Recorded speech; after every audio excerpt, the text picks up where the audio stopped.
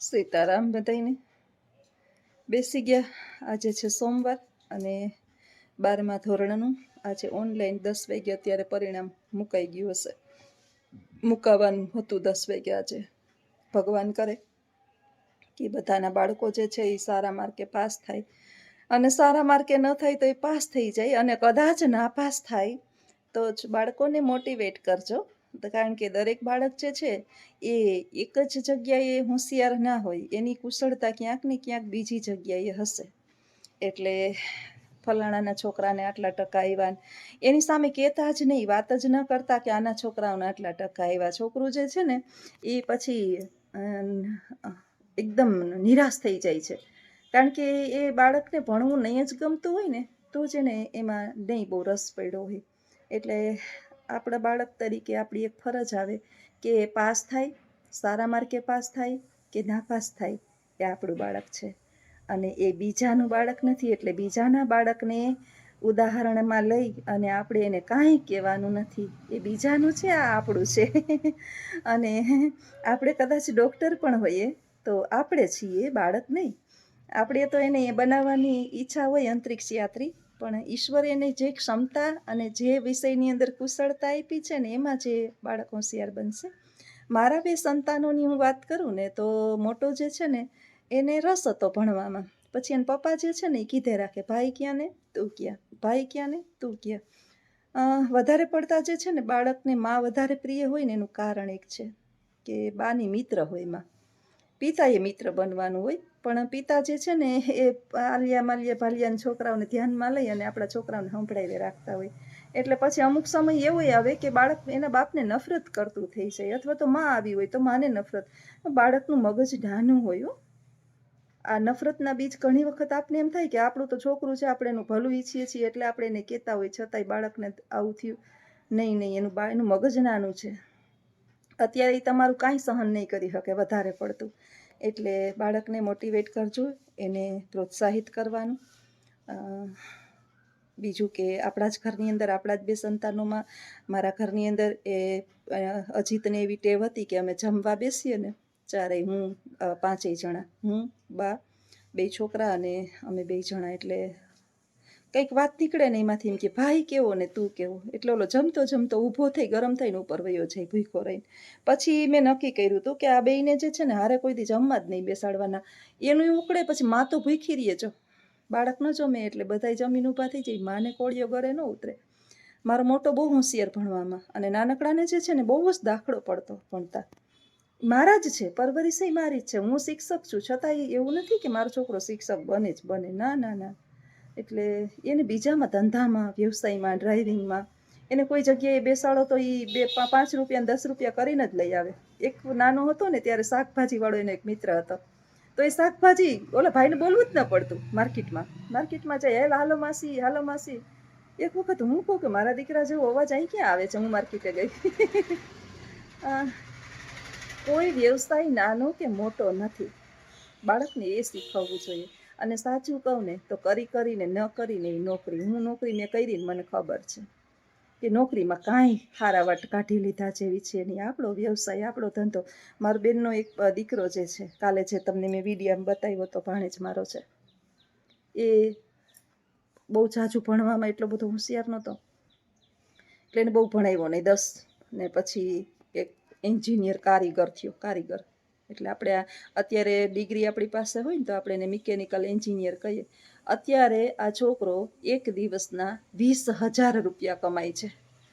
એમાં એનું કામવાળાને થોડું ઘણું આપે ને આમ ને તેમને, સીધા એને ઓછામાં ઓછા જે છે ને 7-8 હજાર રૂપિયા બધોય ખર્ચો ને દુકાન ને આપણે કહીએ ને મેન્ટેનન્સ ને જે પણ કાંઈ કારીગરોને દેવાનું ને વસ્તુ લેવાની ને, એ જે ખીણોની ખાણો હોય જેને આપણે કહીએ ને પથરા કાપવાની ખાણો, એનો એ મોટર બાંધવાનો કારીગર છે.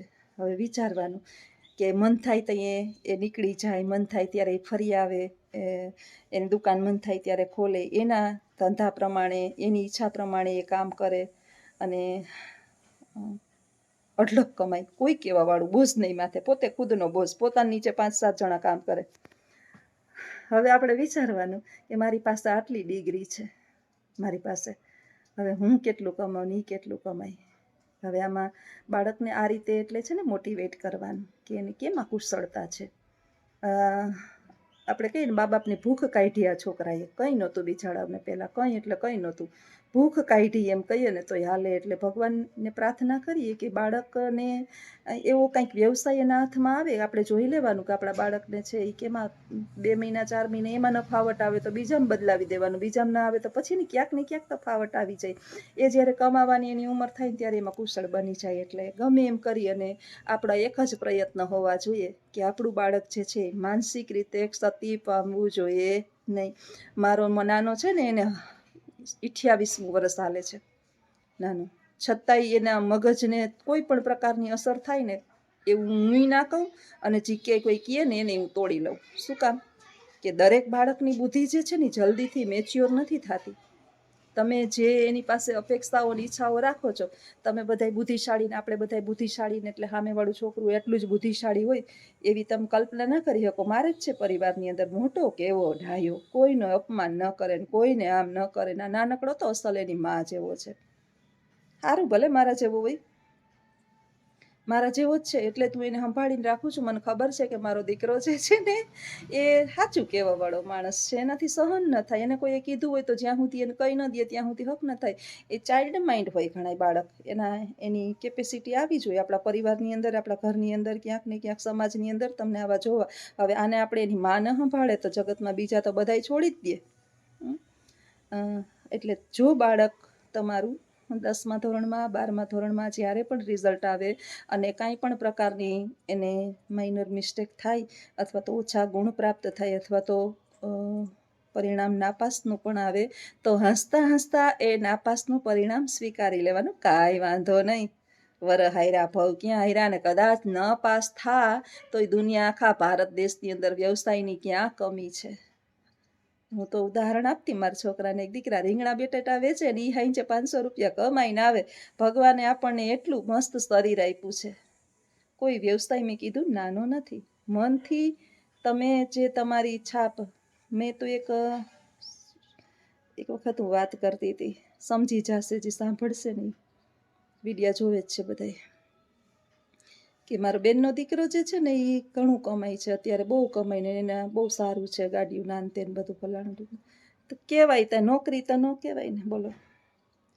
હવે કમાવાથી પૈસા લઈ આવવાથી મતલબ છે કે નોકરી હોય તો જ મતલબ છે? એટલે કોકની નોકરી એટલે નોકર થાય ભાન છે? હું 20 વર્ષ થયા હું નોકર છું. નોકર થઈને કી એમ કરવું પડે, એના ટાઈમે જવું પડે, એની હાજી નાજી કરવી પડે, માનસિક ટોર્ચર થવું પડે, એના મોઢે માખીયું ન ઉડાડતા હોય, એના 2 વેણ આપણે સાંભળવા પડે. આ બાપનો ધંધો તો ખરી, વર્ષો પહેલાં આપણો ઇતિહાસ ઉખેરો. ઓછી બુદ્ધિ ના હોય ને એ આવી કલ્પના કરે. આપણો ઇતિહાસ ઉખેરો કે ખેડૂના દીકરા ખેતી કરતા, સોનીના દીકરા સોની કામ કરતા, નોકરીમાં જવા ન દેતા. નોકરી એટલે આપણા બાપ દાદાઓ એમ કહેતા કે નોકર.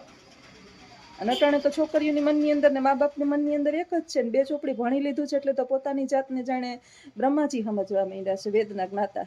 એટલે આવું બાળક સાથે ના કરતા. મનને બહુ મોટું રાખવાનું કે લખણ ખોટું નથી, ખોટા રવાડે નથી ચડેલું, આજ્ઞાકારી છે એટલે બરાબર છે.